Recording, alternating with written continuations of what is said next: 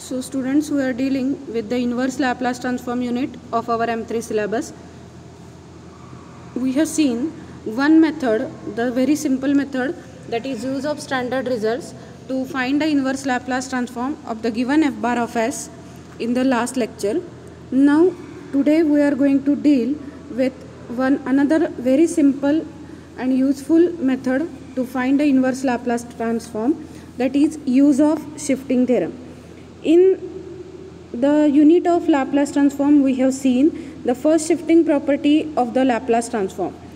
It is nothing but L of e raised to minus at f of t is equal to f bar of s plus a. Means what? If the Laplace transform of some function f of t is f bar of s, then the Laplace transform of the function of t multiplied by e raised to minus at is f bar of s plus a. The same we have to use in the reverse way to find the inverse Laplace transform. So L inverse of f bar of s is f of t, then L inverse of f bar of s plus a is equal to e raised to minus at into f of t. Means if f bar of s is now in the form of f bar of s plus a, then the function of t should be multiplied by e raised to minus at. If it is s plus a, it should be e raised to minus at. If it is s minus a, it should be with opposite sign, that is e raised to at. Now using this method, we can find the inverse Laplace transform of the given functions of s. Question will be same. First example, 1 upon s plus 3 bracket square. Now see here, the function is in the form of s plus a. So here surely we have to take e raised to minus at with a equal to 3. So first we will consider the given function as f bar of s. So it is f bar of s is equal to 1 upon s plus 3 bracket square. Taking L inverse on both the sides, we get L inverse f bar of s is equal to L inverse of 1 upon s plus 3 bracket square. Applying the first shifting property of inverse Laplace transform, we can write it as e raised to minus 3t. Why minus 3t? Because it is s plus 3 and we have to take opposite sign. So it becomes e raised to minus 3t into L inverse of 1 upon s square. Now L inverse of 1 upon s square, this is using the standard results as in the previous video lecture we can easily find out. So this is same as L inverse of 1 upon s raised to n, where n is equal to 2. So applying this result, we get L inverse f bar of s, e raised to minus 3t will be there. Please don't forget to carry forward e raised to minus 3t term, that is exponential term. And applying this result to 1 upon s square with n equal to 2, we get t raised to 2 minus 1 upon 2 minus 1 factorial, that is t by 1 factorial, that is simply t. So final answer is e raised to minus 3t into t. S plus 3 term is there in f bar of s. So in our f of t, e raised to minus 3t term should be there. Okay. One more example. 1 upon s minus 2 bracket square plus 4. Now here s minus 2 term is there. So exponential term should contain e raised to plus 2t. That is e raised to 2t. Okay, we will see the solution.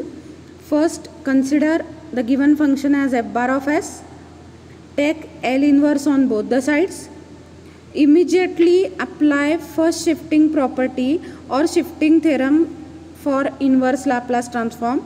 So it gives us e raised to 2t L inverse 1 upon s square plus 4. There will not be any change in s term other than that plus minus 2. If it is s minus 2 cube, it will become s cube. If it is s minus 2 only, it will become only s. So you have to just take s minus 2 to s or s plus 2 to s accordingly the case is. So it becomes e raised to 2t. Still there is L inverse of 1 upon s square plus 4. Now this is similar to 1 upon s square plus a square.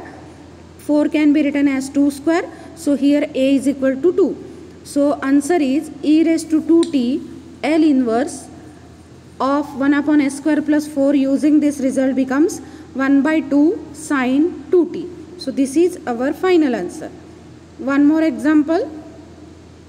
S plus 2 upon s square minus 4s plus 13. Now see, here s plus 2 is there in the numerator, but the same term is not there in the denominator. So first you have to modify this f bar of s, and then only we can decide the exponential term coefficient of t. So first f bar of s as it is, the given function of s. Now we have to concentrate on the denominator and not on the numerator.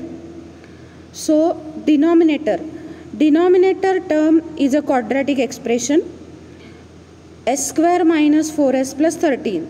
This is not a perfect square. So in 10th standard you have learned how to make the given algebraic expression as a perfect square. So for that you have to identify the coefficient of linear term, that is the coefficient of s term. Here it is minus 4. Minus 4, take its half, that is minus 2. Take its square. Minus 2 square is plus 4. So s square minus 4 s plus 4 in a bracket. This plus 4 is extra. So we have to give it with opposite sign to maintain the given equation. So it becomes minus 4 out of the bracket and plus 13 as it is. No at all change in the numerator term. Numerator is written as it is only. Now first you have to write the denominator. Now denominator first bracket is s square minus 4s plus 4. It is nothing but s minus 2 bracket square. Now here we have obtained the first shifting property term, that is s plus a or s minus a, and here it is s minus 2. So accordingly this we have to make change in the numerator s. So numerator s will now written as s minus 2. This minus 2 is again extra, so we have to written it with plus sign, with opposite sign. So it becomes plus 2 and plus 2 as it is in the given function. And denominator after the bracket minus 4 plus 13, that is plus 9. So it becomes s minus 2 plus 4 and denominator s minus 2 square plus 3 square. 9 can be written as 3 square. So this step is very important to apply the shifting theorem method to find the inverse Laplace transform. Now you can separate the terms, but before that we have to take the L inverse on both the sides, then apply shifting theorem for inverse Laplace. It becomes e raised to 2t. With this one, every s minus 2 term become s. So e raised to 2t L inverse of s plus 4 upon s square plus 3 square.